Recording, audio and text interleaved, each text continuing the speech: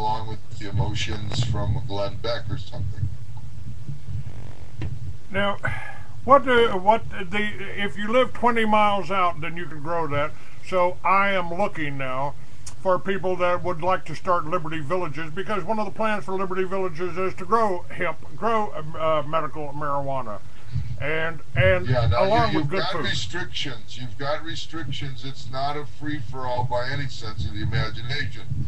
What are we looking at? You're going to get legal access. You're going to get that legal access, and you're going to be able to grow different types of varieties, and you know, there's a recent delineation of all this in Arizona yesterday on the Normal blog, you know, National Organization for the Reform of Marijuana.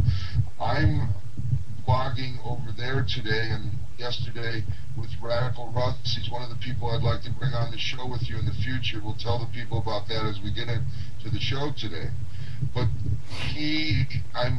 we're having an emotional time with Normal where I'm trying to create a compromise. I'm fighting for Roger Christie and the THC ministry, and they're ganging up on him in the hemp movement and calling him a bit fraudulent and so forth because of the way, you know, he has promised people that they would be secured with their sanctuary kits and their cards to use with the law enforcement.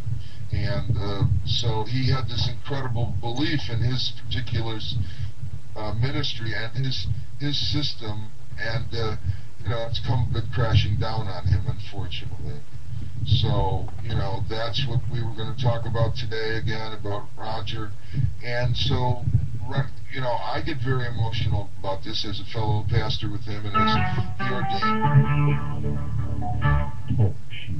Okay, we're live. Yeah, we're recording live here. Now, tell me about Roger. How is Roger doing? He's still locked up. He has no, and he has no bond, or it's what's the deal? Yeah, he went for the fourth time, and in state, and he's went in front of his judge that he's going to have in the April set trial of 2011.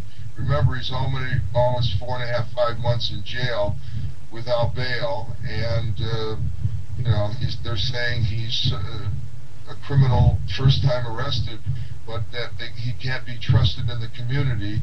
An honorable man for 61 years, never arrested, and known throughout the state for dispensing medical cannabis, for getting it legalized, and then getting another election on the Big Island County to stop the helicopters and to basically decriminalize it as the lowest level priority for the police forces, basically telling the police, leave it the heck alone. Don't bother people about marijuana as long as it's small amounts for personal consumption. And you're in the beautiful Hawaiian Islands and you can't have a couple of budded plants outside your house. It's ridiculous.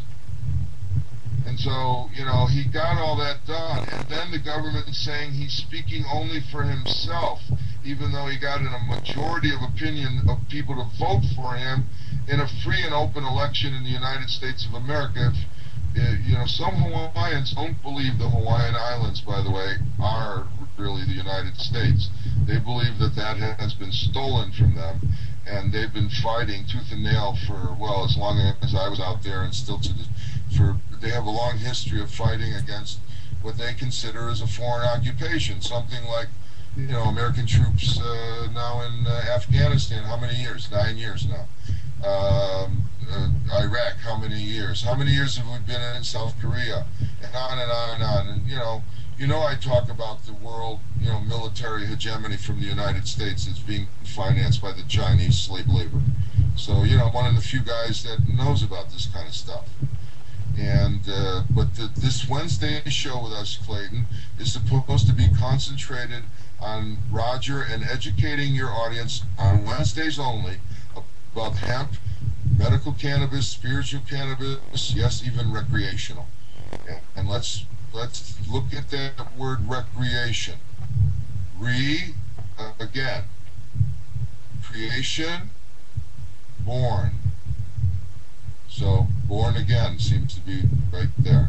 Are you there? Yeah, I'm here. Can you move away from your mic just a little bit? I'm getting a lot of static or sound like a wind noise behind your voice. I think Okay. you may be just a little bit too close to the mic, but now it. I've got mixed feelings of this. You've met my son Trevor. Yes, he You had a know who birthday. he He had a is. birthday last week. I hope that went well for him. Yeah, I guess it did. I don't know. The his comment. He got busted for having a little bit, and they told him, well, you're in Colorado. All you got to do is go to a doctor, get a prescription. He said, I'm not sick, and I feel the same way. I've been smoking for 40 years, and I'm not sick. I don't need it for cancer. I don't need it for It's nothing been except keeping my you middle. healthy, Clayton. 40 years of using your endocannabinoid system, where if people don't know, inside their body and their immune system and all in their brain, there's two types of marijuana receptors. So when even when you smoke a joint, which is the least effective way to use it as a medicine or as a spiritual enhancer.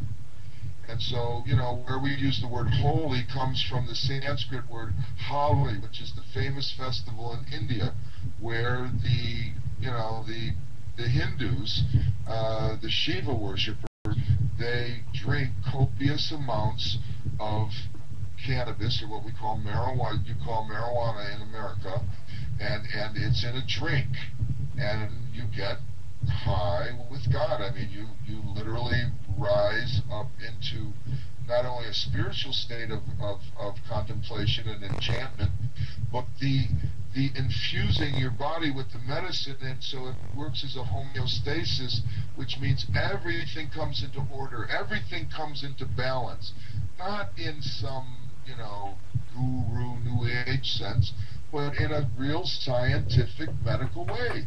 And we're going to have those doctors on the show on Wednesday, Dr. Malamed. I have a whole list of people we can run down about, various at the top level of the marijuana hemp movement that want to be on the show with me, and have you sit back and just let us go at it, the three of us.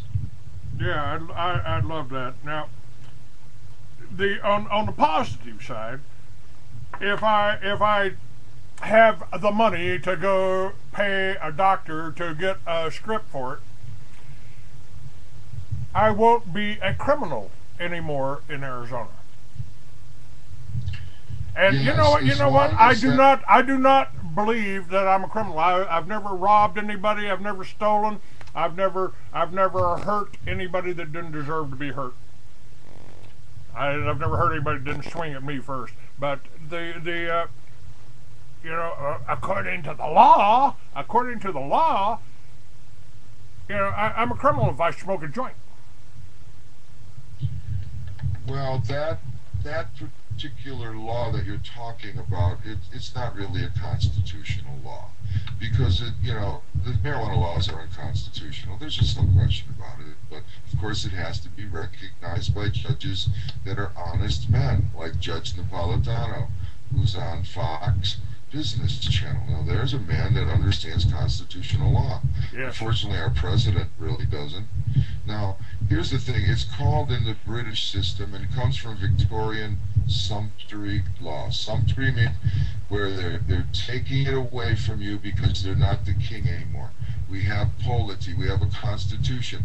But in a constitution where men are free, that we can't have that. We always have to have the king or the church telling people exactly how to live their lives, so we can control them. Because otherwise the rabble, the masses of the asses of people, will rise up at some level and take the money from the super rich. And so to keep them down, and always in a form of some kind of servitude, in the industrial military complex now, they're in and out and they're up and down, and particularly if you're a person of color. And this is now Michelle Alexander, another person we want to bring on the show. She's an African-American scholar at Ohio State University. She's written a book, Jim Crow 2, and she's going to come on and statistically show through science how the laws are completely racist and how they were formed, and why prohibition and then, you know, Neil Franklin, the new African American leader, CEO